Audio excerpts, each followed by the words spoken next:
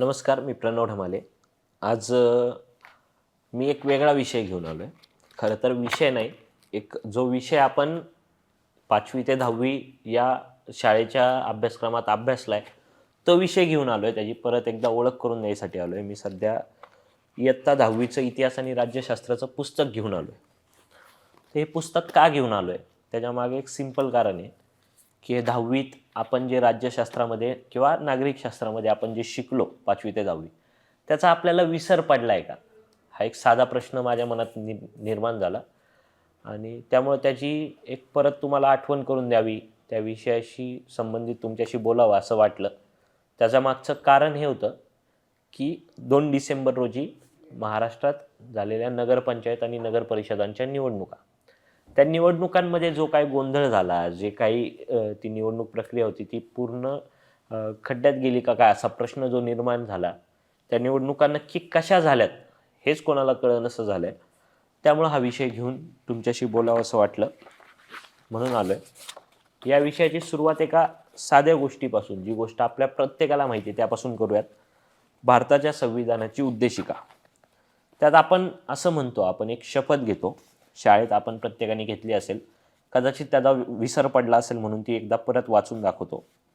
आम्ही भारताचे लोक, भारताचे एक सार्वभौम, समाजवादी, धर्मनिरपेक्ष लोकशाही गणराज्य घडवण्याचा व त्याच्या सर्व नागरिकास सामाजिक, आर्थिक व राजनैतिक न्याय, विचार, अभिव्यक्ती, विश्वास, श्रद्धा व उपासना यांचं स्वातंत्र्य, दर्जाची व संधीची समानता निश्चितपणे प्राप्त करून देण्याचा आणि त्या सर्वांमध्ये व्यक्तीची प्रतिष्ठा व राष्ट्राची एकता आणि एकात्मता यांचं आश्वासन देणारी बंधुता प्रवर्धित करण्याचा संकल्पपूर्वक निर्धार करून आमच्या संविधान सभेत आज दिनांक 26 नोव्हेंबर 1949 रोजी याद्वारे हे संविधान अंगीकृत आणि अधिनियमित करून स्वतः प्रत अर्पण करीत आहोत.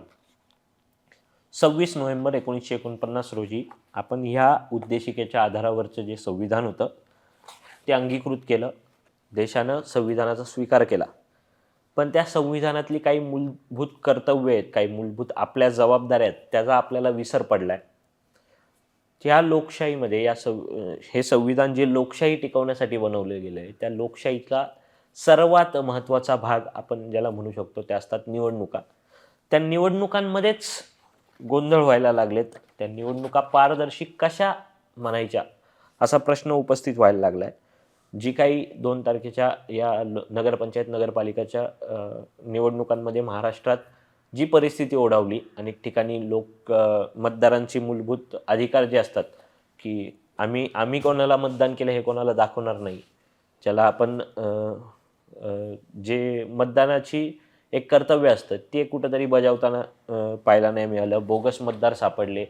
अनेक ठिकाणी 2 पक्षांमध्ये वादावाद, भांडणं झाली. आमदारांच्या मुलावर बंदूक रोखली जाऊ लागली. एक आमदार मतदान केंद्रावर जाऊन मतदारांना सांगतोय त्या पक्षाचं, त्या चिन्हाचं बटन दाबा. हे सगळं मोबाईल कॅमेऱ्यात कैद केलं जाऊ लागलं. अनगरसारख्या नगर परिषदेची स्थिती आपण सगळ्यांनी पाहिली, ज्या ठिकाणी विरोधी उमेदवाराला अर्ज भरू नये यासाठी त्याच्यावर किती दबाव टाकण्यात आला आणि शेवटी तरीही पोलीस प्रोटेक्शन किंवा स्पेसिफिक सांगायचं तर क्युआरटी, जी अतिशय अवघड परिस्थितीत जी क्युआरटी काम करत असते, त्या क्युआरटीच्या संरक्षणात त्या उमेदवाराला अर्ज भरावा लागला आणि त्यानंतरही 2 दिवसांनी त्या उमेदवाराचा अर्ज बाद झाला आणि ती निवडणूक जी आहे ती बिनविरोध व्हावी यासाठी जे काही मेहनत घेतली गेली तिथल्या सत्ताधाऱ्यांकडनं किंवा तिथं असणाऱ्या लोकप्रतिनिधींकडून म्हणू शकतो किंवा जिथं त्यांचा वट आहे अशा माणसांकडनं, या सगळ्या परिस्थितीत आपली मूलभूत कर्तव्य काय आहेत, निवडणुका ह्या कशा पार पडल्या पाहिजेत, या निवडणुका घेताना निवडणूक आयोगाची काय कर्तव्य असतात, मतदारांची काय कर्तव्य असतात आणि उमेदवारांची काय कर्तव्य असतात, त्यांच्याकडून काय गोष्टी अपेक्षित असतात, या सगळ्या गोष्टीवर ह्या व्हिडिओतून बोलायचं आहे. सुरुवात करूयात अर्थात निवडणूक आयोगापासून. या पुस्तकामध्ये पान नंबर 75वर एक धडा आहे, सुरू होतो राज्यशास्त्राचा. मुळात 100 पानी पुस्तक आहे, त्यातली 66 पानं हे इतिहासाचं आहे आणि वरची 24च पानं राज्यशास्त्र शिकवलं जातं. हेच आपल्या लोकशाहीचं दुर्दैव म्हणावं लागेल, ज्या लोकशाहीमध्ये आपले अधिकार काय, आपले कर्तव्य काय यासाठी इयत्ता 10वीच्या पुस्तकात फक्त 24 पानं दिलेली आहेत. असो, तो वेगळा मुद्दा. त्यात दुसरा धडा आहे निवडणूक प्रक्रिया. तर ही निवडणूक प्रक्रिया या धड्यामध्ये निवडणूक आयोग काय, सुरुवात करतो प्रतिनिधित्व म्हणजे काय. यात एक छोटासा मायना दिलेला आहे की प्रतिनिधित्व काय, प्रतिनिधित्व कशाला म्हणायचं. तर आधुनिक लोकशाही ही प्रातिनिधिक लोकशाही आहे. लोकशाहीतील निर्णय प्रक्रियेत संपूर्ण जनतेला सामावून घेणं शक्य नाही. यातून जनतेनं आपल्या वतीनं काही लोकांना कारभार करण्यासाठी प्रतिनिधी म्हणून निवडून देण्याची पद्धत निर्माण झाली.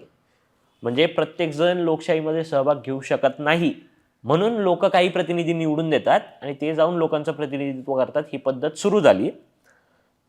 प्रतिनिधींनी जनतेला जबाबदार राहून जनतेच्या कल्याणाला प्राधान्य देत राज्यकारभार करणं अपेक्षित असतं. म्हणजे आता हे निवडून दिलेले प्रतिनिधी काय करणार, तर लोकांना जबाबदार आहेत, ते लोकांना उत्तर द्यायला बांधील आहेत आणि ते ती बांधिलकी त्यांनी जपत लोकांच्या कल्याणासाठी काम करणं अपेक्षित होतं.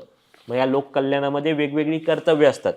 म्हणजे आता त्या कर्तव्यांची जाणीव करून द्यायची तर नगर परिषदांच्या निवडणुकांच्या हिशोबाने आपण जर बोललो तर या लोकप्रतिनिधींची कामं काय आहेत, ज्याच्यासाठी जनतेनं त्यांना निवडून दिलंय.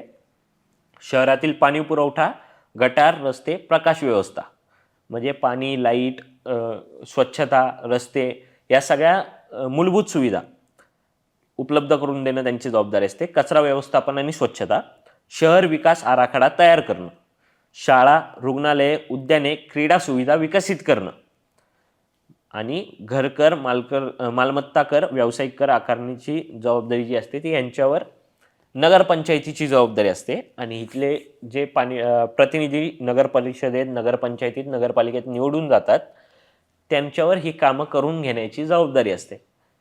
आता या सगळ्यातनं या मूलभूत जी कामं आहेत त्यांची, त्याच्यावर आधारित कुठली महाराष्ट्रातली नगरपरिषद, नगरपालिकेची निवडणूक झाली हे शोधावं लागेल आपल्याला. कारण ह्या पूर्ण निवडणुकीत लाडकी बहीण योजना तुम्ही आणली का, आम्ही आणली, आम्ही हे काम केलं, तिजोरीच्या चाव्या आमच्याकडे का तुमच्याकडे, या सगळ्या मुद्द्यांवर ही निवडणूक खेळवली गेली.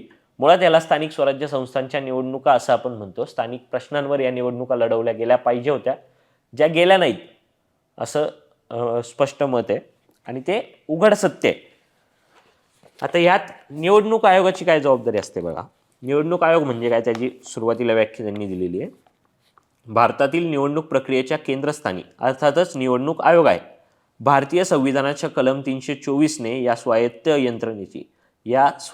यंत्रणेची निर्मिती केली असून त्यात एक मुख्य निवडणूक आयुक्त व अन्य 2 निवडणूक आयुक्त असतात. निवडणूक आयोग हे स्वायत्त संस्था आहे, याची आठवण करून द्यायला लागते सारखे आपल्याला, बाकी काही नाही. पण संविधानाच्या कलम 324नं या संस्थेला, निवडणूक आयोगाला स्वायत्त संस्थेची काय ते अधिकार दिलेले आहेत. आता त्यांची कामं काय असतात निवडणूक घेण्यासाठी, किंवा निवडणूक आयोग काय काम करतं, तर सर्वात आधी मतदार याद्या तयार करणं. वयाची 18 वर्ष पूर्ण केलेल्या प्रत्येक भारतीय नागरिकाला मतदानाचा हक्क आहे, तो बजावण्यासाठी त्याचे नाव मतदार यादीत असावे लागते. मतदार याद्या तयार करणं, त्या अद्ययावत करणं, नव्या मतदारांचा समावेश करणं इत्यादी कामे निवडणूक आयोग करते. मतदारांना ओळखपत्र देण्याचा अधिकार निवडणूक आयोगाला आहे. आता मूळ जो प्रॉब्लेम होता, जी या निवडणुकीतली सगळ्यात मोठी बोंब म्हणू शकतो आपण, जी विरोधी पक्षांनी जो मुद्दा लावून धरला, त्याची सुरुवातच मतदार याद्यांपासून होती. मतदार याद्या या अद्ययावत करणं हे निवडणूक आयोगाचं काम आहे. अद्ययावत म्हणजे काय, त्यातल्या त्रुटी दूर करणं, ती अपडेट करणं आजच्या भाषेत सांगायचं तर. पण अनेक ठिकाणी, किंबहुना पूर्ण राज्यभरात प्रत्येक ठिकाणी मतदार याद्यांमध्ये बोगस नावं आढळली, दुबार नावं आढळली, बोगस म्हणण्यापेक्षा दुबार तिबार नावं आढळली. त्याची जबाबदारी कोणाची आहे, ती अपडेट करण्याचं काम कोणाचं आहे, तर ते निवडणूक आयोगाचं आहे. जे निवडणूक आयोगानं केलं नाही म्हणून हा सगळा गोळ उभा राहिला. आणि बुलढाण्यात एकाच ठिकाणी 2 बोगस मतदार सापडले, त्यांना मारहाण झाली. बरं, तो मारहाण झाली आणि त्या बोगस मतदाराला पळून जायला मदत करणारा तिथल्या आमदारांचा लेक होता, लाडका मुलगा होता. त्यामुळं काय बोलू शकतो आपण या सगळ्यावर. पण हे मतदार याद्या दुरुस्त करण्याचं, अद्ययावत करण्याचं काम जे होतं ते निवडणूक आयोगाचं होतं, ते त्यांनी पार पाडलं नाही. आणि ह्यातूनच त्या अपडेट केल्यानंतर त्या मतदार याद्यांनुसार तोच माणूस येऊन मतदान करतोय का आणि एकाच ठिकाणी करतोय का, हे बघण्याचं काम पण निवडणूक आयोगाचं आहे. जालन्यातला एक मुलाचा काल एक व्हिडिओ व्हायरल झाला, बाईट व्हायरल झाला. तो म्हणतो, मी पुण्यावरून जालन्याला मतदान करण्यासाठी आलो, माझ्या आयुष्यातलं पहिलं मतदान आहे, मी मतदान केंद्रावर आल्यावर मला कळालं की माझं मतदान कोणीतरी दुसऱ्याने केलेलं आहे. माझ्या बोटाला शाई नाही तरी माझं मतदान झालं कसं? त्यामुळे या सगळ्या गोष्टीचा राग आहे मला आणि मी यापुढं कधीही मतदान करणार नाही. त्याच्या मनात ही चीड का निर्माण झाली? कारण त्याचं मतदान त्याच्या नावावर दुसरा कोणतरी करून गेलं. मग मतदानाचा अधिकार जो आपण प्रत्येक व्यक्तीला आहे तो कसा बजावायचा या परिस्थितीत हा प्रश्न निर्माण होतो आणि या सगळ्याची जबाबदारी जी आहे ती निवडणूक आयोगाची आहे एकंदरीत. दुसरं काम असतं निवडणूक आयोगाचं, निवडणुकांचं वेळापत्रक आणि संपूर्ण कार्यक्रम ठरवणं. निवडणुकीची संपूर्ण संचालन ही निवडणूक आयोगावरील जबाबदारी असल्यानं कोणत्या राज्यात केव्हा व किती टप्प्यात निवडणुका घ्यायच्या हे निवडणूक आयोग ठरवतं. आता हे यांनी राज्यांच्या हिशोबाने दिलं आहे, मात्र हे प्रत्येक निवडणुकांना लागू असतं. निवडणूक कधी घ्यायची त्याचा कार्यक्रम जाहीर करावा लागतो. त्यात उमेदवारांच्या अर्ज भरण्याची तारीख असते, छाननीची दिनांक असते, अर्ज माघारी घेण्याची दिनांक असते, मग प्रचाराचे दिवस असतात, त्यानंतर निवडणूक असते आणि निवडणुकीचा निकाल असतो. या सगळ्यात एकदा तो कार्यक्रम जाहीर झाला की तो बदलता येतो का हा एक प्रश्न आहे. कारण नगरपंचायतीची निवडणूक जाहीर होते, 2 डिसेंबरला निवडणूक होणार, मतदान होणार हे जाहीर होतं. त्याच्या 2 दिवस आधी निवडणूक आयोग एक निर्णय घेतं की 24 नगरपंचायतीच्या निवडणुका आम्ही आज नाही घेणार, आम्ही 20 तारखेला घेऊ, 20 डिसेंबरला. ठीक आहे. त्यानंतर 24 नगरपरिषदा ज्या होत्या त्याचं निवडणूक मतदान जे आहे ते 20 डिसेंबरला होईल, 31 डिसेंबरला निकाल होईल. मात्र बाकीच्यांचं मतदान हे 2 डिसेंबरला होईल आणि 3 डिसेंबरला निकाल जाहीर होईल. पूर्वी ठरवल्याप्रमाणे असं एक जाहीर केलं जातं. एक नवीन काय त्याला म्हणू शकतो निर्णय काढला जातो. मात्र त्यावर काही जण आक्षेप घेतात. आक्षेप साधा असतो. 288 पैकी 24 ठिकाणच्या निवडणुका जर 20 तारखेला होणार असतील, पण त्याच्या आधी उर्वरित 200 ज्या वरचे नगरपंचायतीच्या नगरपालिकांच्या निवडणुका होणार आहेत त्याचे निकाल जर जाहीर झाले तर त्या निकालांचा परिणाम उर्वरित 24 जागांवरच्या निकालांवर होईल. म्हणून निकाल सगळेच नंतर दाखवावे. एक साधी प्रोसेस असते, जे अनेक वर्ष निवडणुका बघतायत त्यांना माहिती असेल. ज्या दिवशी मतदान होतं, किती टप्प्यातलं मतदान असू द्या, शेवटच्या टप्प्यातलं मतदान ज्यावेळेस पूर्ण होतं त्यानंतर एक्झिट पोल्स यायला सुरुवात होतात. म्हणजे एक्झिट पोल्सही आधी आपण दाखवू शकत नाही, कारण त्याचा परिणाम ह्या पुढच्या मतदानावर होऊ शकतो यासाठी. मात्र ही बाब निवडणूक आयोग विसरलं होतं कदाचित 2 दिवस, त्यांच्या डोक्यातच आलं नसेल, कदाचित इतर कामात ते व्यस्त असतील म्हणून त्यांना ते कळलं नसेल की हे निकाल पण आपण पुढे घेऊ जायला हवे. मग त्यांनी मतदानाच्या दिवशी किंवा निकालाच्या 1 दिवस आधी जाहीर केलं की सगळे निकाल 21 तारखेला लागतील. आता प्रश्न असा उपस्थित होतो, तुम्ही कार्यक्रम बदलला, हा तुमचा अधिकार असू शकतो, असेलही कदाचित, तुम्ही तो तुमच्या अधिकार क्षेत्रात बदलला. मात्र जे 20 दिवस मतदान झाल्यानंतर निकाल लागेपर्यंत हे जे 20 दिवस जे मधले आहेत त्यात ते मतदान, त्या मतपेट्या सुरक्षित राहतील का, त्यासाठीचं नियोजन काय केलं आहे निवडणूक आयोगाने. कारण जेव्हा या विविध टप्प्यातलं मतदान होत असतं त्यावेळेस त्या मतपेट्या ज्या ठिकाणी मतदान झाले तिथल्या मतपेट्या ह्या एका ठराविक ठिकाणी आणल्या जातात. त्यासाठीचं नियोजन आधीपासून केलेलं असतं. त्या जागेची सगळी पडताळणी केली जाते, ती जागा CCTV कॅमेऱ्यांनी सुरक्षित केली जाते आणि मग तिथं पोलीस बंदोबस्त असेल किंवा प्रशासनाच्या सर्व सुविधा आणून तिथं त्या मतपेट्या सुरक्षित राहतील याची पूर्ण काळजी घेतली जाते. मात्र एका दिवसात निवडणूक आयोग ही यंत्रणा उभारू शकतं का किंवा त्यांनी उभारली का आणि त्या यंत्रणाच्या जोरावर पुढच्या 20 दिवस या मतपेट्या सुरक्षित राहतील का, असा सवाल एक उपस्थित व्हायला यातून वाव राहतो. त्यामुळे हे कामही निवडणूक आयोगानं चोख पार पाडले असं या नगर परिषदेच्या निवडणुकीत असं म्हणता येत नाही. तिसरा मुद्दा आहे उमेदवारांच्या अर्जाची छाननी करणं. निवडणुकांच्या तारखा जाहीर झाल्यानंतर विविध राजकीय पक्षांनी आपले उमेदवार निवडणुकीसाठी उभे करतात. तसेच कोणत्याही पक्षाचा पाठिंबा न घेता स्वतंत्रपणे काही उमेदवार अपक्ष निवडणूक लढवतात. अशा अपक्ष उमेदवारांसह निवडणूक लढवू इच्छिणाऱ्या या सर्व उमेदवारांना अर्ज भरावा लागतो व त्यात स्वतः संबंधी सर्व माहिती द्यावी लागते. या अर्जांची काटेकोर छाननी निवडणूक आयोग करतं व पात्र उमेदवारांना निवडणूक लढण्यास परवानगी देतो. तर उमेदवारी अर्ज दाखल झाल्यानंतर ती माहिती त्यांनी दिलेली खरी आहे का, त्यात जात पडताळणी प्रमाणपत्र असेल, त्यांचं स्वतःचं इन्कम प्रूफ असेल, हे सगळ्या गोष्टी योग्य आहेत का हे तपासून निवडणूक आयोग अर्ज फायनल करतं. मात्र त्यासाठी पण एक टाईम लॅप्स असतो. म्हणजे अर्ज पडताळणीचा 1 दिवस निवडणूक आयोग त्या वेळापत्रकात जाहीर करतं. मात्र अनगरची जी निवडणूक होती, अनगर नगर परिषदेची, त्यात उज्ज्वला थिटेंचा एका सहीमुळे अर्ज बाद केला होता. आता मुळात त्यांचा मुलगा हा दावा करतोय की त्या ठिकाणी जी सही लागते ती मी स्वतः केली होती. मात्र त्या एका सहीमुळं 2 दिवस उशिरा अर्ज बाद केला. मग निवडणूक आयोगाला अर्ज छाननी करण्यासाठी काही वेळ मर्यादा आहे का नाही?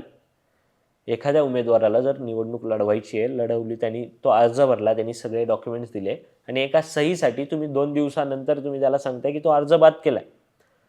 हे अधिकार क्षेत्रात आहे का निवडणूक आयोगाच्या, हे तपासलं पाहिजे.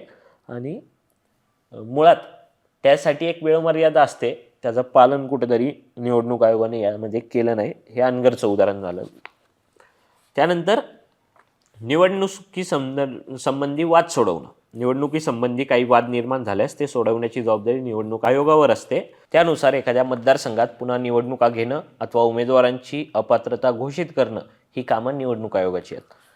ज्या ठिकाणी वाद निर्माण होईल, एखाद्या उमेदवार आक्षेप घेतले जातील, तर ते सोडवण्याचं काम हे निवडणूक आयोगाचं आहे. मात्र या नगरपंचायत नगरपालिकेच्या निवडणुकीत ते काम न्यायालयाला करायला लागलं, न्यायव्यवस्थेला करायला लागलं.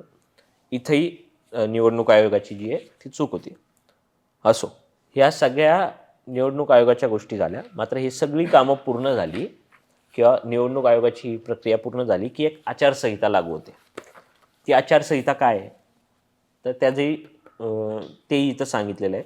भारतातील निवडणुका जास्तीत जास्त खुल्या व न्याय्य वातावरणात होण्यासाठी निवडणूक आयोगाने स्वतंत्रपणे ज्या उपाययोजना राबवल्या आहेत त्यात आचारसंहितेचा म्हणजे कोड ऑफ कंडक्टचा समावेश करता येईल. गेल्या काही दशकापासून निवडणूक आयोगाने आपले सर्व अधिकार वापरून निवडणुकीतील गैरप्रकारांना आळा घालण्याचा प्रयत्न केला आहे. निवडणुकीपूर्वी काही काळ व निवडणुकीच्या दरम्यान सरकार, राजकीय पक्ष व मतदारांनी निवडणुकीत संबंधित कोणत्याही नियमांचं पालन करावे ते आचारसंहितेत स्पष्ट केलेले आहेत. या नियमांचं शासनालाही भंग करता येत नाही. गेल्या काही निवडणुकांमध्ये आचारसंहितेच्या संदर्भातील कारवायांमुळे सामान्य मतदार आश्वस्त झाल्याचं दिसतं, असं यांनी यात लिहिलंय. मात्र आचारसंहिता खरंच पाळली जाते का किंवा आचारसंहितेचं अंमलबजावणी निवडणूक आयोगाकडून केली जाते का, हा एक प्रश्न आहे. कारण आचारसंहितेचा एक बेसिक नियम असतो, मतदारांना प्रलोभन देणारी कुठलीही गोष्ट उमेदवाराकडून केली जाऊ शकत नाही. त्यात पैसे वाटणं, वस्तू वाटणं, या सगळ्या गोष्टी.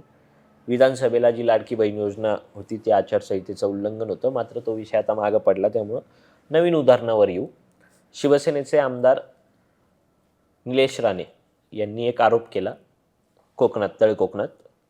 भाजपचे प्रदेशाध्यक्ष जे आहेत रवींद्र चव्हाण, ते पैशांच्या बॅगा घेऊन कोकणात आले आणि उमेदवारांना पैसे वाटायसाठी पैसे पुरवले आणि ते पैसे भाजपच्या पदाधिकाऱ्यांच्या घरात आणि गाडीत सापडले सुद्धा.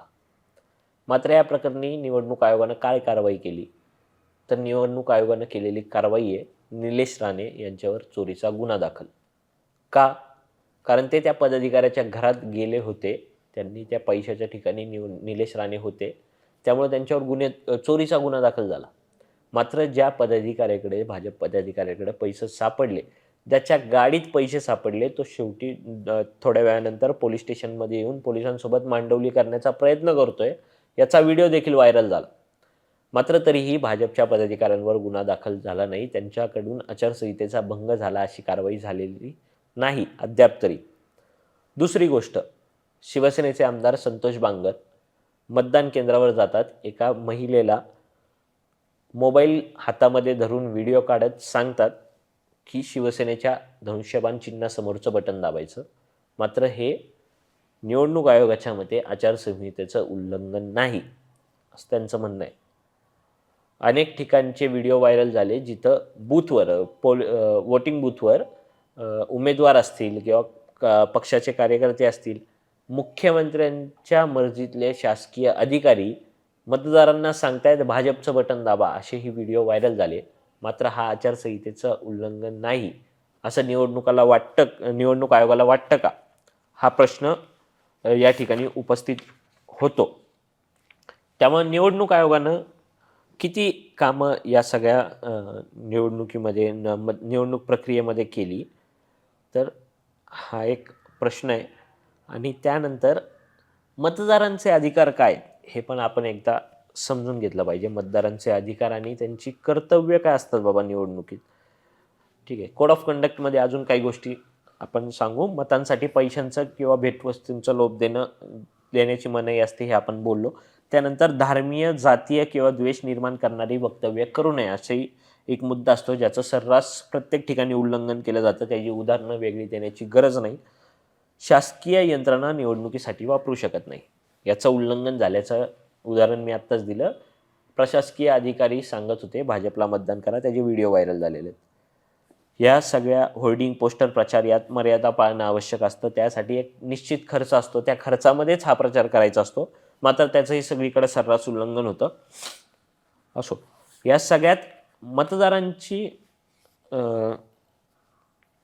मतदारांचे अधिकार काय आहेत हे पण बघू. 18 वर्षानंतर जर तुमचं वय जर 18 वर्षाच्या वर असेल तर मतदार यादीत तुमचं नाव नोंदणी करणं तुम्ही आवश्यक असतं आणि ते तपासणं, आपलं नाव मतदार यादीत आलंय का, ते योग्य ठिकाणी आलंय का हे तपासणंही मतदारांचं काम आहे.